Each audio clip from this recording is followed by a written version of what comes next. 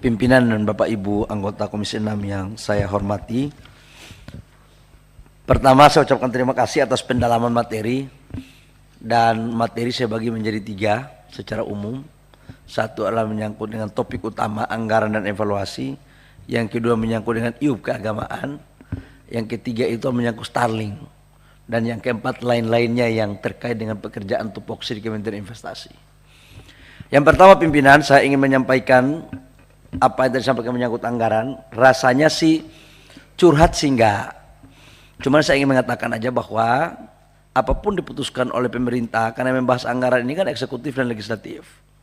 Karena kami berpandangan bahwa mitra kerja kami adalah Komisi 6, dan setiap rapat nanti Komisi 6 akan mengejar kami terkait dengan KPI. Karena itu saya stressing bahwa berapapun dikasih nggak ada masalah. Tapi tolong dicatat dalam kesimpulan bahwa kami tidak mengiyakan RKP 1.850 triliun. Kenapa?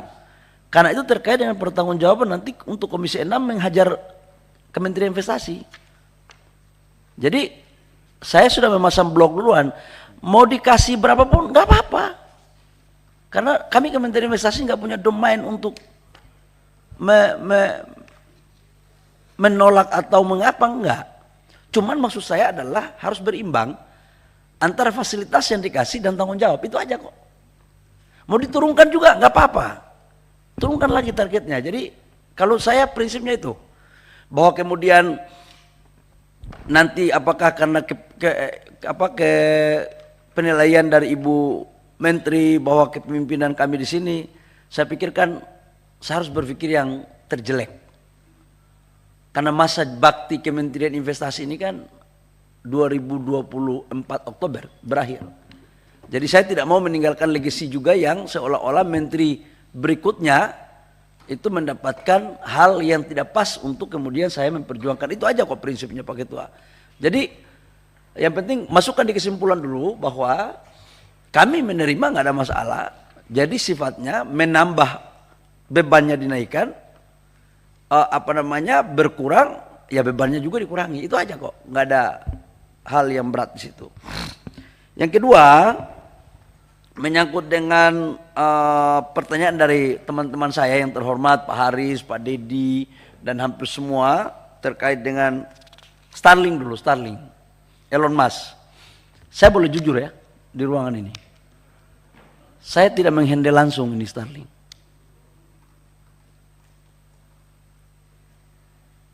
Saya juga tidak pernah, tim saya juga tidak pernah, tim pernah, kalian pernah? Enggak pernah untuk melakukan pembahasan teknis terkait dengan Starlink. Oke, saya jujur ini. Starlink ini investasinya menurut data OSS, Pak Dedi, supaya jangan ada dosa antara kita. Starlink itu investasinya 30 miliar. 30 miliar rupiah nih. Ini menurut data OSS ya. Ini menurut data OSS ya. Tenaga kerjanya 3 orang yang terdaftar. Selain dari data yang kami punya, saya nggak bisa memberikan penjelasan tambahan. Karena saya takut memberikan penjelasan tambahan yang pada akhirnya kemudian melahirkan multi interpretasi. Tetapi karena ini adalah investasi, juga merupakan bagian tanggung jawab kami untuk menjelaskan kepada Bapak Ibu yang mulia pada hari ini. Prinsipnya adalah selama tidak menyalahi aturan dan itu dibuka sesuai dengan aturan, maka kami akan melakukan proses.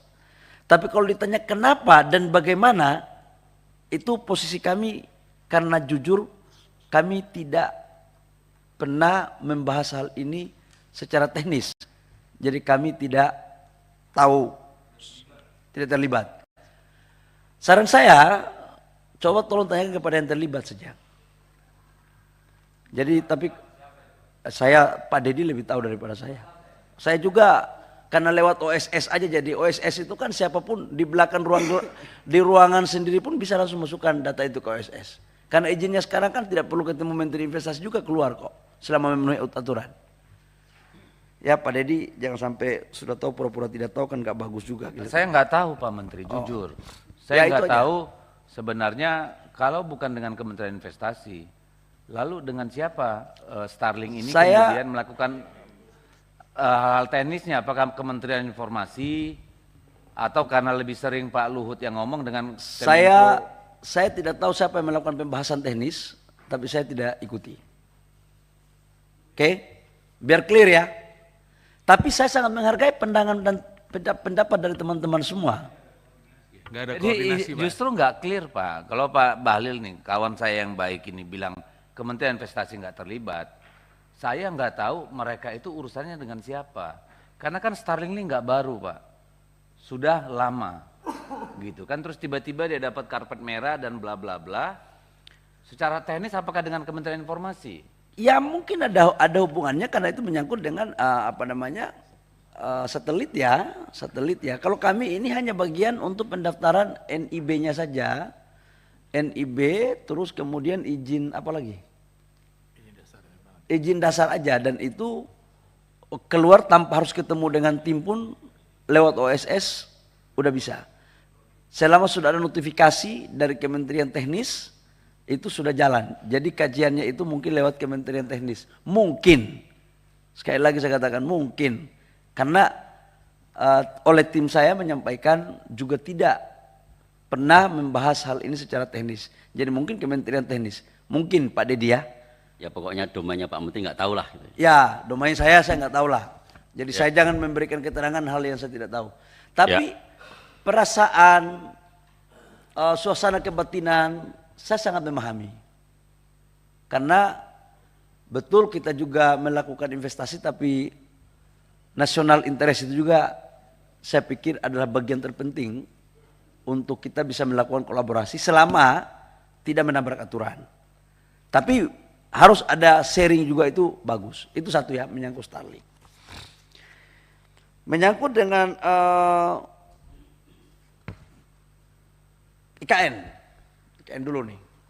Ini Pak Haris, Pak Amin dan beberapa Pak Dedi juga bicara tentang IKN. Investasi yang masuk di IKN sekarang pada tahap pertama itu adalah investasi PMDN semuanya. Belum ada PMA yang melakukan groundbreaking. Kemarin saya baru pulang dari sana, seminggu lalu. Hotel udah hampir jadi. Rumah sakit sudah hampir jadi. Beberapa gedung-gedung untuk sarana dan prasarana mendasar juga sudah hampir jadi, dan itu adalah investasi semuanya dari dalam negeri, di luar dari APBN. Kalau ditanya kenapa belum ada investasi asing, desain kita itu adalah klaster pertama ini selesai, yang disebut dengan jalan utama ya, lingkaran 1. Sudah selesai, baru masuk investasi asingnya itu di lingkaran kedua, tahap kedua. Nah sekarang mereka belum bisa lakukan, kenapa? Karena infrastruktur untuk masuk di klaster pertama ini belum selesai 100%. Dan sekarang masih kita lakukan percepatan. Kemarin kami juga melakukan groundbreaking beberapa pembangunan sekolah. R&I dari Bakri Group dengan Pertamina juga lagi proses pembangunannya. Jadi kalau ditanya apakah investasi di IKN itu ada atau tidak, ada semuanya dari PMDN untuk sementara. Aslinya kapan? Mereka sudah melakukan komunikasi dengan kita kapan mereka bisa memulai. Tapi kita katakan bahwa setelah tanggal 17 Agustus baru kita lihat, karena infrastruktur mereka di klaster kedua itu baru bisa clearkan, baru bisa clear. Itu menyangkut dengan IKN. Izin Pak Menteri, maaf pimpinan, pendalaman aja. Ya, sekarang kan yang masuk di IKN itu kan APBN dan PMDN ya Pak ya. Ya saya tahu udah ada hotel tuh 190 kamar. Di luar sih belum, yang saya tahu ya. Lalu pertanyaan saya kan, kalau tadi dikatakan baru pada tahap kedua mereka masuk ke ekosistemnya udah jadi.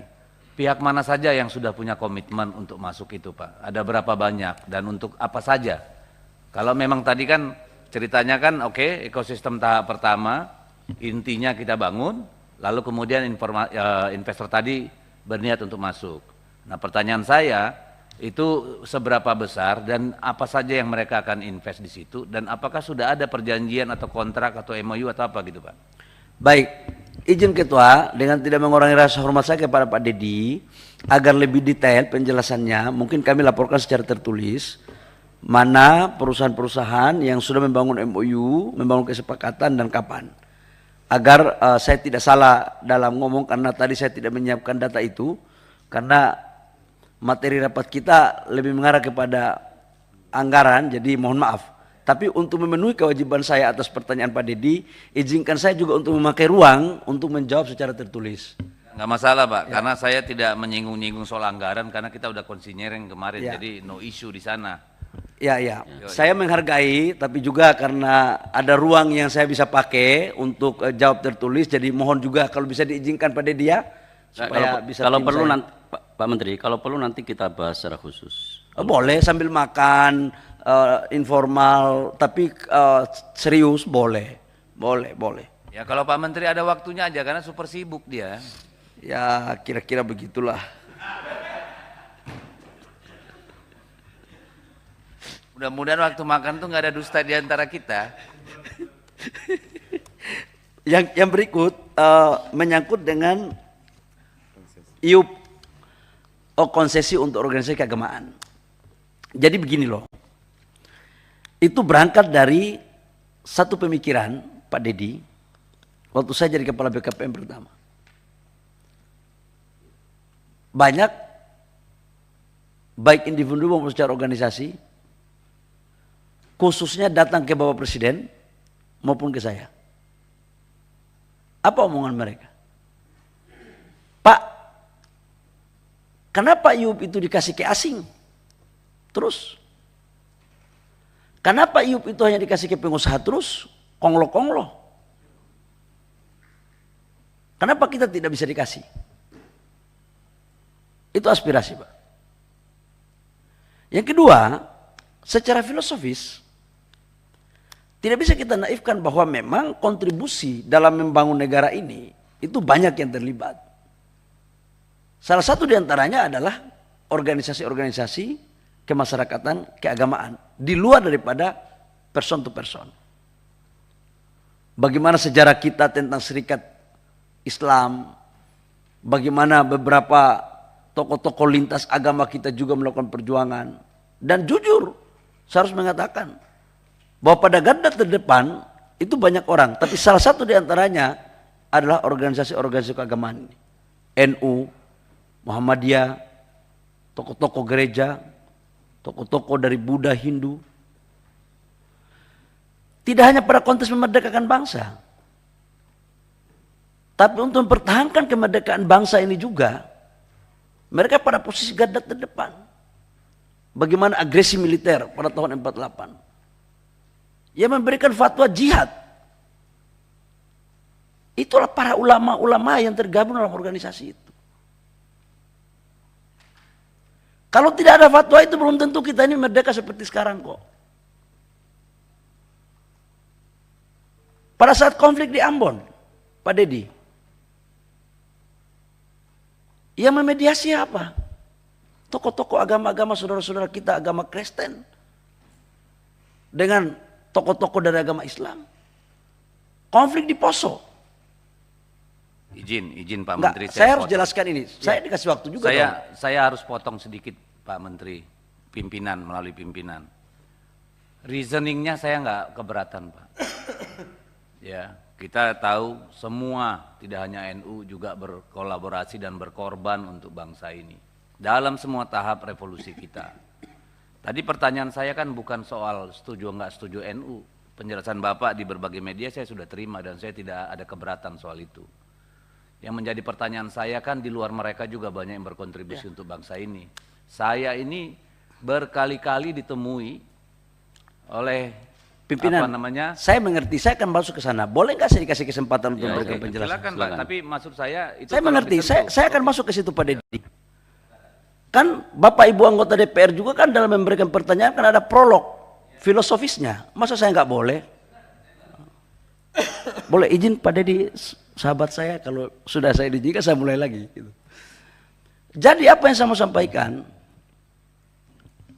jangan sampai pada saat bangsa ini masalah,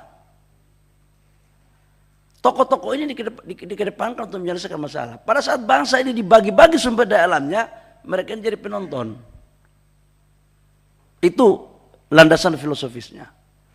Landasan konstitusionalnya adalah pasal 33 dan pemerataan, keadilan. Aspek demokrasinya itu harus ada civil society yang kuat.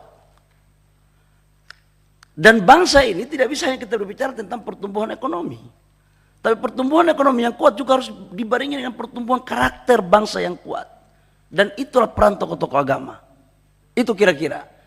Nah, kaitannya dengan itu pasti ada landasan aturannya. Orang banyak mempersoalkan waktu di awal, PP ini dibuat ada aturannya enggak? Teman-teman, Bapak Ibu semua yang mulia pasti lebih paham daripada saya tentang undang-undang. Mekanisme proses pembuatan PP itu dilakukan lewat mekanisme rapat koordinasi antar kementerian teknis. Dibahas prosesnya. Setelah itu dirataskan. Baru keputusan di atas itu lahirlah PP.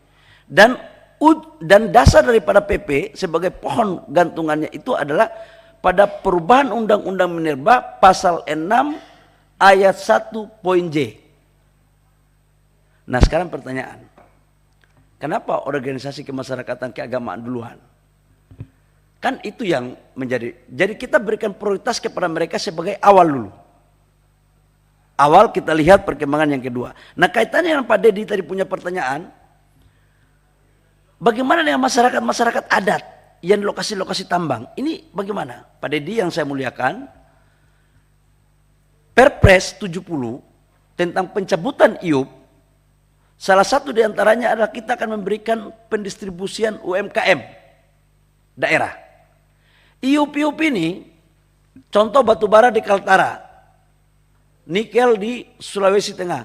Ya kita kasih aja orang-orang daerah situlah. Masa semuanya harus dikuasai oleh orang Jakarta sih? Tapi yang memenuhi syarat. Jadi ada instrumennya juga Pak. Saya memikirkan tidak hanya yang besar-besar. Yang kecil juga saya memikirkan Pak. Koperasi, BUMDes. Itu salurannya nanti lewat Perpres 70. Terhadap IUP yang dicabut, kita juga akan memberikan sebagai skala prioritas kepada mereka. Artinya apa?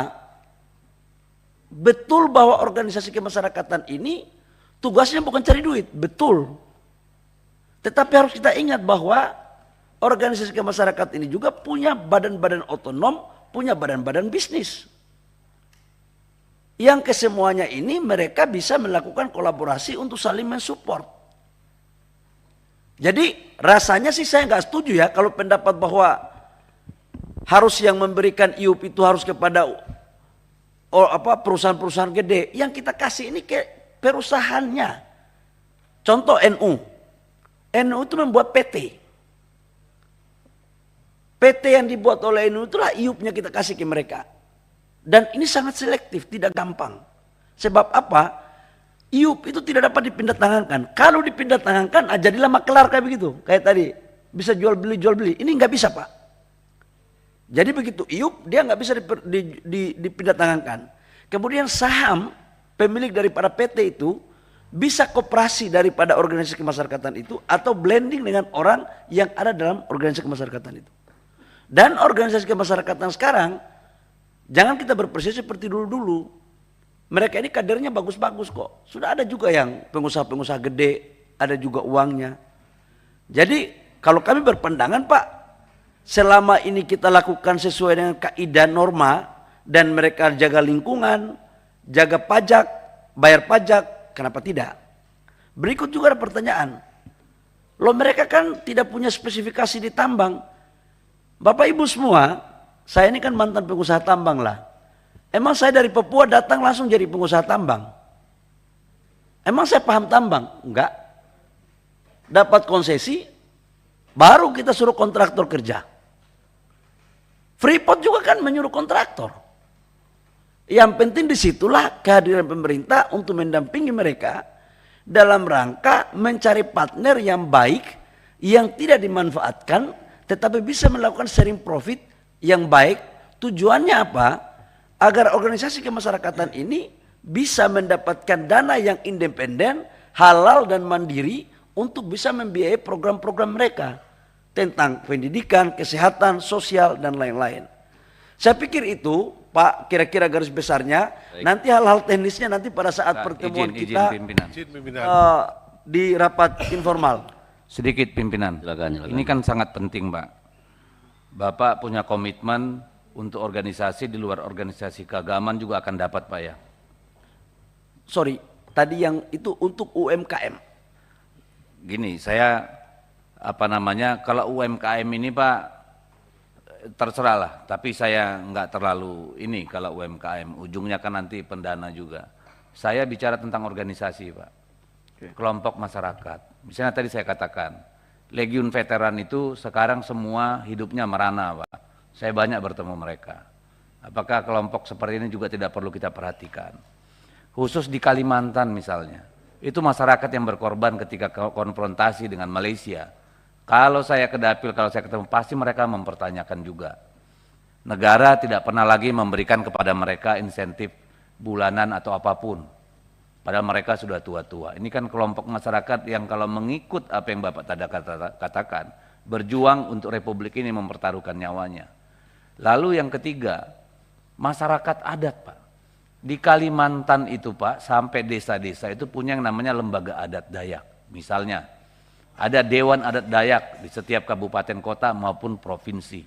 Nah ini kan sebenarnya pemilik langsung dari kekayaan alam kita itu. Ini bagaimana Pak? Karena kalau larinya ke UMKM lagi, mohon maaf Pak, bukan saya prejudice Pak ya, kita sudah mengalami. Apakah itu koperasi, UMKM, ujung-ujungnya di belakang kan bohir juga Pak, larinya ya. Nah ini gimana Pak? Saya butuh, karena mereka tanya, ketika saya kundapil mereka tanya, Pak itu ormas keagamaan kami ini gimana gitu, Dewan Adat Dayak yang APBD-nya nggak ada, ya kan mereka juga perlu mempertahankan, melestarikan budayanya Pak, karena kalau di sana itu ada masalah, mereka nggak ke polisi Pak, tapi ke Dewan Adat. Nah ini gimana memperlakukan mereka, gitu, kan ini nanti takut saya menimbulkan kecemburuan sosial di daerah mereka, ada NU mendapat konsesi, mereka di pinggiran hanya nonton Pak. Nanti kan ini jadi potensi konflik. Itu yang menurut saya perlu dipertimbangkan. Jadi kalau setelah ormas keagamaan, dewan-dewan adat yang ada di tempat-tempat itu sebagai penghasil tambang, bagaimana memperhatikan mereka? Ini cuma CSR. CSR itu pun biasa diambil sama kepala daerah, Pak. Rakyat tuh nggak dapat apa-apa, Pak. Itu yang saya maksud. Makasih. Oke, Pak Dedi. Saya sedikit pimpinan. Sebentar. Jadi mungkin konsennya Pak Dedi tadi itu betul, Pak. Dicatat saja. Pada gilirannya juga menjadi concern kita. Kan kita tadi bilang ada diskresi. Nah, diskresinya tolong diperhatikan dari masyarakat adat atau veteran dan sebagainya. Silakan Pak. Saya mungkin izin menyangkut ini lagi. Yes. Oke. Jadi Pak Menteri, yang saya persoalkan bukan jasanya NU terhadap Republik ini, udah jelas kalau itu. Republik ini berdiri atas perjuangan para kiai dan santrinya NU. Sehingga ketika itu kemudian ada bagi-bagi dan mereka dapat, ya, menurut saya masih bisa dimengerti dengan mudah. Pertanyaan saya tadi, apakah benar ini satu diskresi? Dan apakah benar Pak Bahlil punya kewenangan untuk memberikan diskresi ini? Karena kita tahu sebelumnya kan ada pernyataan yang clear bahwa izin tambang tidak boleh dibagikan tapi dilelang. Ini yang pertama. Yang kedua, izin tambang hanya boleh diberikan oleh Kementerian SDM. Nah ini yang menjadi concern saya. Kalau memang ini sesuai kewenangan segala macam, dan memang seperti yang tadi Pak Bahlil katakan, mereka punya lembaga yang mengelola secara profesional, sehingga mereka mendapatkan dana untuk membiayai aktivitas mereka, oh ini tidak ada masalah sama sekali. Makasih. Ya baik. Silakan. Kalau gini, Singkat aja Pak Menteri biar cepat. singkat aja. Diskresinya Pak, kita itu atas arahan kita godok antara saya sama Menteri SDM. Kita lihat inventarisir mana organisasi kemasyarakatan yang menjadi prioritas, kemudian kita laporkan kepada Bapak Presiden. Setelah itu baru diputuskan. Jadi posisinya adalah masih posisi seperti sama. Kalau SDM itu bahan hulunya di atas, IUP-nya baru di kami. Kalau WUPK-nya tetap berkoordinasi dengan Kementerian SDM. Jadi normalnya seperti biasa saja. Jadi nggak ada yang tumpang tindih di sana. Dan apalagi ini kan masuk dalam Satgas. Dan Satgas itu adalah ketuanya saya, kemudian anggotanya Pak Menteri SDM. Kami sama-sama kok memutuskan sama-sama. Baik. Ya.